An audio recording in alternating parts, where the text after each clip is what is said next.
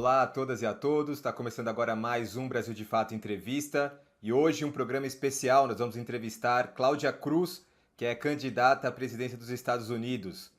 Olá, Cláudia, Hola, ¿cómo estás? gracias por aceptar el convite. ¿Podemos hacer la entrevista en inglés? Claro que sí, gracias por invitarme. Claudia De La Cruz é uma ativista estadunidense. Em 2024, ela será candidata à presidência dos Estados Unidos pelo Partido do Socialismo e Liberação. Cruz nasceu nos Estados Unidos de pais imigrantes da República Dominicana. É formada em trabalho social pela Universidade de Colômbia. É uma das diretoras da organização People's Forum de Nova York. Claudia, you are launching your candidacy for the presidency of the United States. It's a candidacy who brings demands of social movements of the US. But what inspires you to this challenge? Well, it's a huge challenge, and it's a challenge that lives in a tradition of socialists in this country, which we have deep roots that are socialist and communist. Of running electoral campaigns, understanding that bourgeois democracy is not necessarily a democracy that rules in favor of working class people, but we participate in bourgeois electoral processes precisely to uplift the demands of working class people and to be able to create a poll um, to which working class people could gravitate, to which working class people could understand as their own. And so this campaign is representative and is also participatory for and with working class communities that understand that the bourgeois electoral process is not meant for them.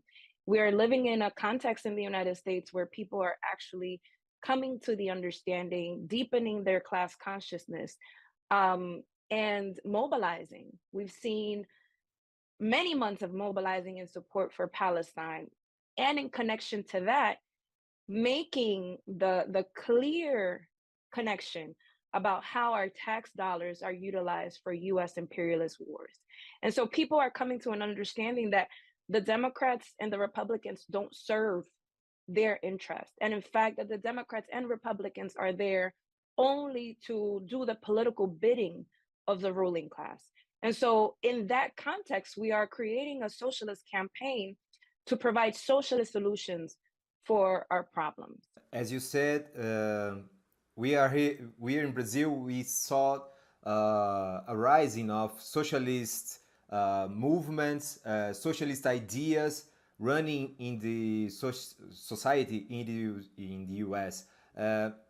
How these ideas grow in the society? I mean, the necessity to build a new society. I think that capitalism compels, and capitalism ultimately creates those who are going to smash capitalism. I mean, it's so brutal. Capitalism has created a condition in this country where you have, in the wealthiest country in the world, almost 2 million kids who have lost their access to healthcare. You have over 70,000 families who have lost, mainly women, who have lost the service of childcare. So, how do these mothers go to work without having their children tended to? You have millions of people who are suffering from the housing crisis. You can't find affordable housing. You have buildings that are empty in this country. You have over 500,000 people who are living in homelessness, creating tents in the streets. And this is the wealthiest country in the world. And so it is those conditions that ultimately affirm the fact that capitalism does not work for the majority of people in this country, that there's only an elite few that benefit from capitalism at the expense of the majority. And so the socialist ideas, I mean, post Bernie Sanders campaign, there was this very famous debate between him and Hillary Clinton, where the person that was facilitating the debate said something like, "Oh, you're a democratic socialist," and he said, "Yeah, and that means universal health care, and that means," and he started to define what it meant, and a lot of young people went online, and it was the most searched. Socialism was the most searched word after that debate because young people were looking to see what is the system that is actually guaranteeing universal health care. I don't have to deal with health insurance. I don't have to deal with paying for my healthcare? What is the system that's telling me that I could access education without having to get into debt? The collective debt in this country for those who decide to go to school is $1.7 trillion, which is the equivalent of what the United States has spent over 20 years of war. Like, over 20 years of war in the Middle East has cost the United States $21 trillion. Okay. And the debt is $1.7 trillion, which means that their priorities as ruling class, as mechanisms, both the Democrats and the Republicans of the ruling class, is not the priority of working class people, is war. Yeah, this is very important, Claudia. How is the road to the electoral run as a third-party candidate? For nominations of Democrats and Republicans, the only way is the primaries and caucus, right? Yeah. Well, they make it extremely, engaging in the electoral process is something that gives you so much of a clear understanding on how it's structured precisely to work against any third party option. They make it almost impossible for third parties to access the ballots, right? Which is basically each state has a designated number of petitions that you have to be able to acquire. And then on top of that, there's money that you need to pay in each state, which is different.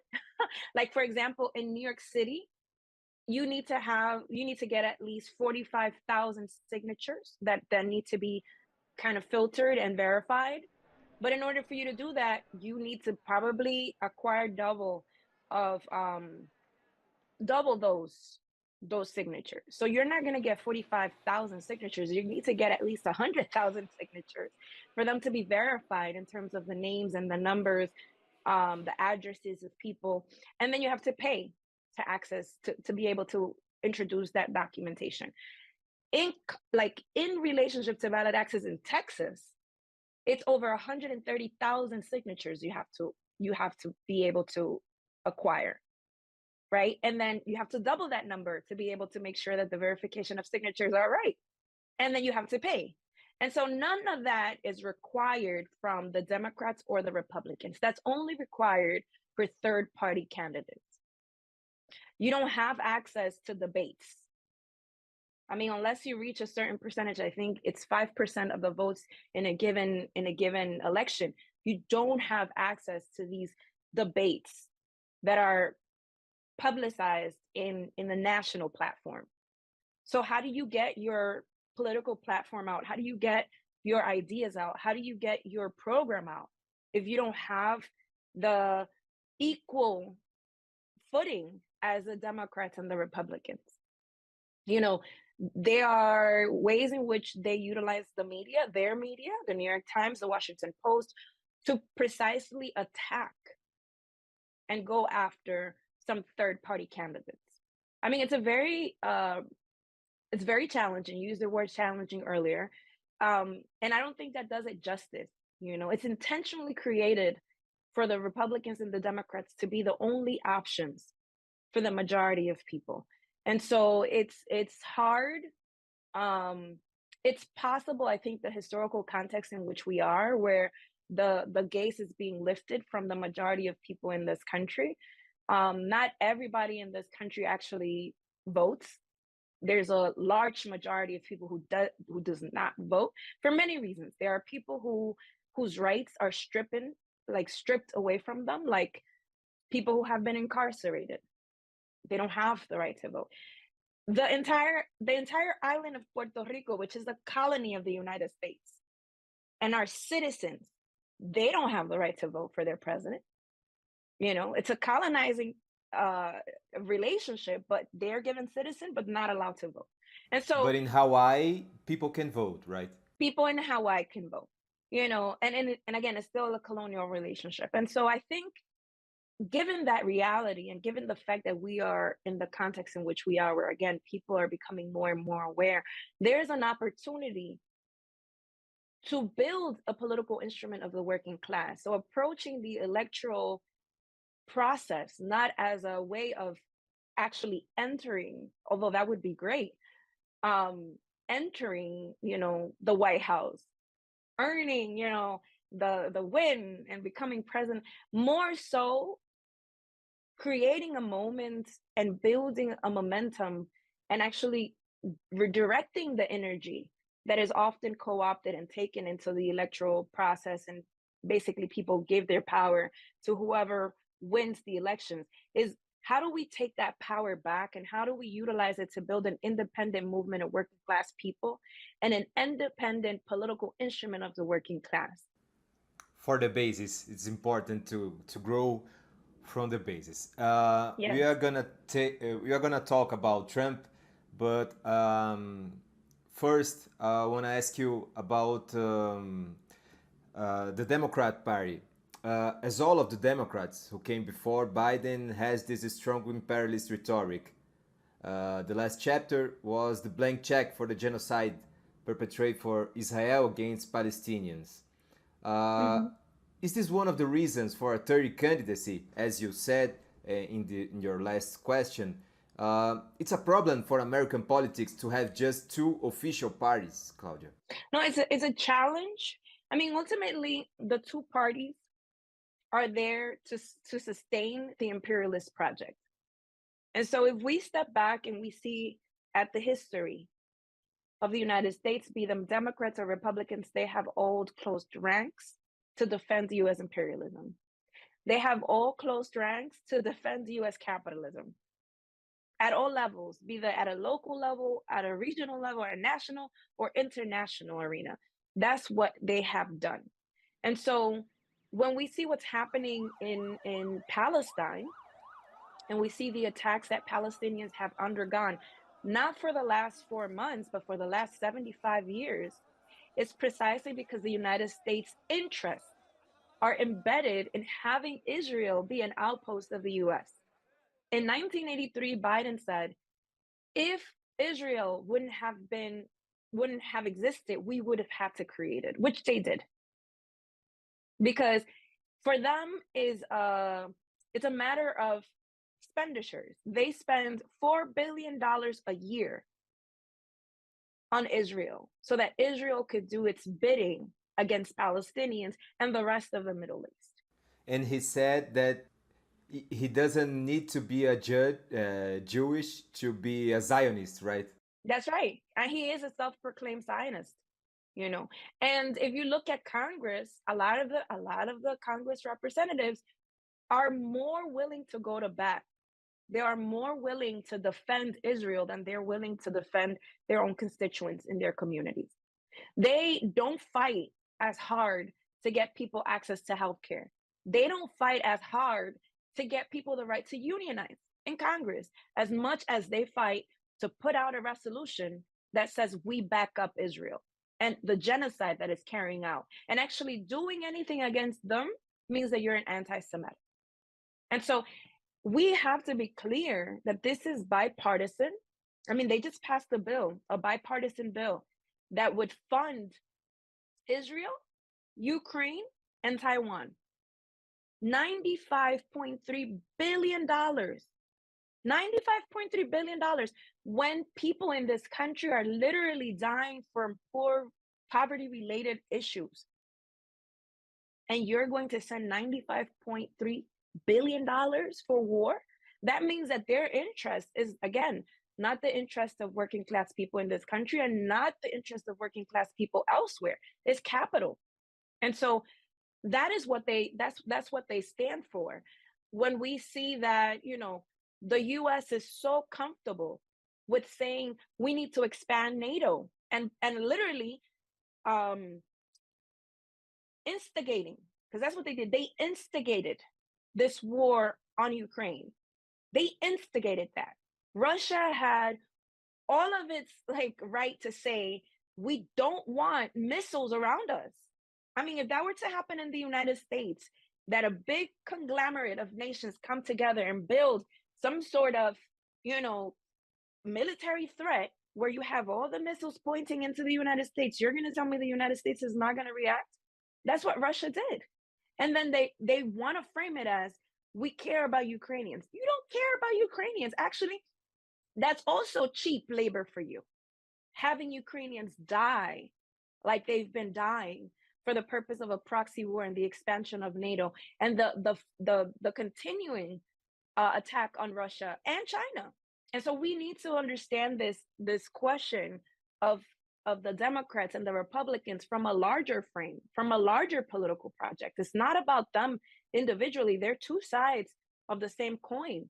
And that will continue to play out as long as US imperialism is the one that is maneuvering these two political parties. Talking about Biden now, Biden has even been attacked by allies and oppositionists for a lack of memory. Some people say that he doesn't have perfect conditions for a second term. Of course, without judging anyone because of their age. Did you see that way too? He hasn't had the condition to be a president of the United States since he was elected the president of the United States. Like, since he was a vice president. Yeah, since he was vice, he just hasn't been. I think that yes, we can't judge. We can't judge people based on their age, because then that would also play into younger candidates wanting to become. That's not the issue. The issue is not whether they're younger or older. In fact, I think Lula is even older than than Biden, right? I don't think it's a matter of age as much as it is a matter of competence, as much as it is a matter of in whose benefit are you occupying that chair. That is the biggest question. And I personally think that there are people who will say the same thing about Biden that they will say about Trump. They're idiots, right? They're just not. They lack the capacity. And I would actually fight against that sentiment for one reason. They know exactly what they're doing. They're not that crazy. They know exactly what they're doing on behalf of the ruling class. And they are there precisely to do their job, and they're doing exactly what they're supposed to be doing. So I don't necessarily buy into the question of whether, he should have, whether he should have not, because ultimately he is there for ruling class interests, just like Obama was there for ruling class interests. And if you go further back, Bush was there for ruling class, and Bill Clinton was there for ruling class. Like, all of them have played their role. We were bamboozled. We were duped to think that somehow Obama was going to be different. Obama, the first Black president, was ultimately the one president that left office with the highest rates of deportation in this country, in history. The highest rates of deportation in the history of the United States, that was Obama. The building of the cages that are utilized in the US-Mexico border for immigrants that are coming in, that are following the traces of the things that have been stolen from them in the global South. Those human beings were in cages that were built during the Obama and Biden administration. And people seem to forget that. They only want to blame Trump for using them, but they were built by Biden and Obama. And so the level of mediocrity in these two parties is kind of coming to a halt.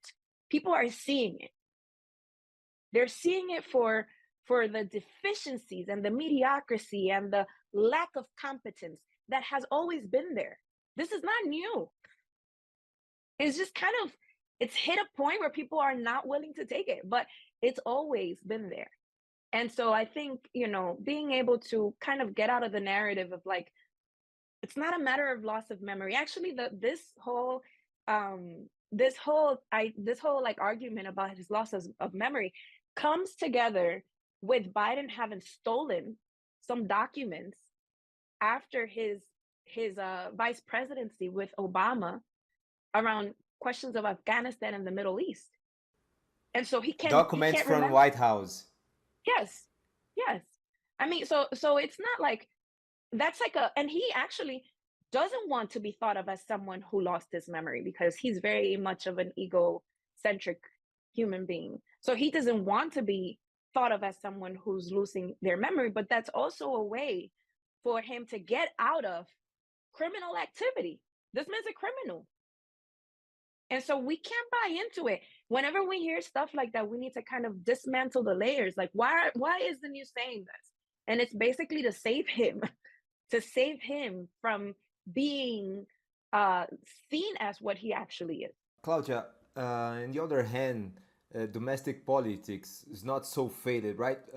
I will explain. The Biden administration creates jobs, stabilize economy, but people are not that happy with him.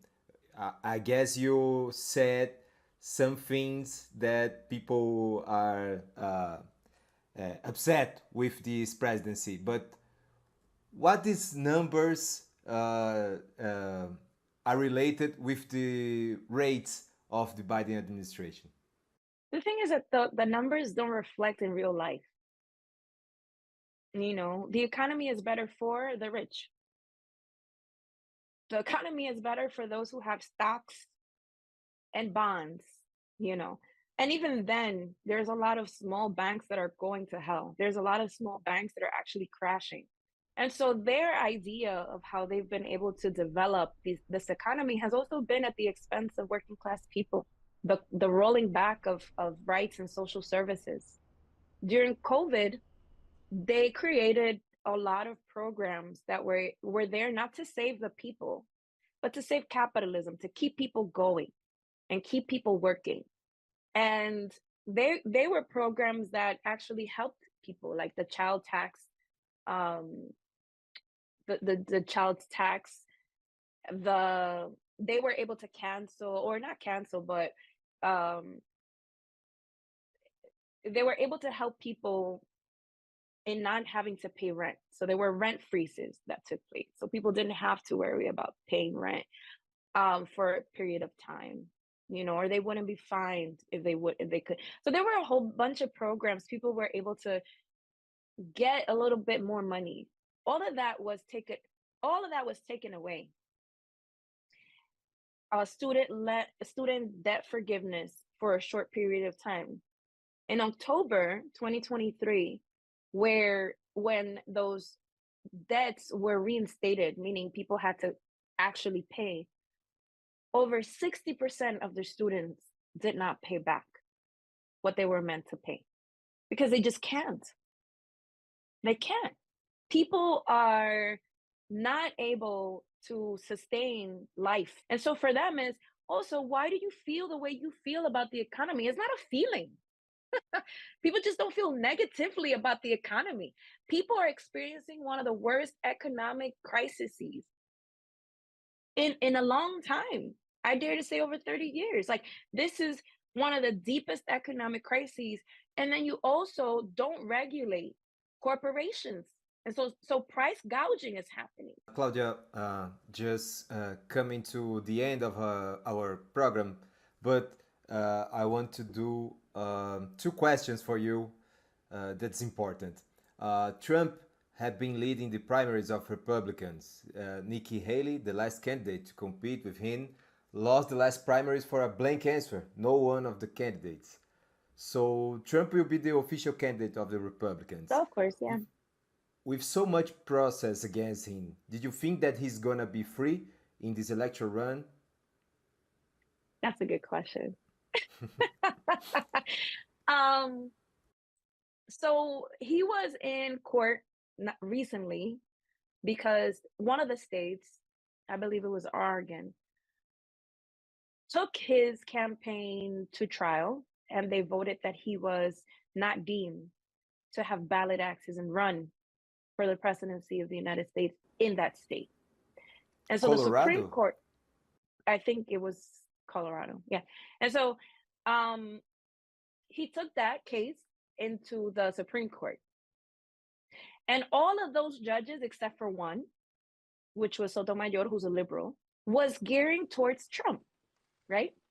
If you think about all the other cases that he has in terms of January 6th and how those things, and how that went about, it's probable that he will be found guilty for some of those charges.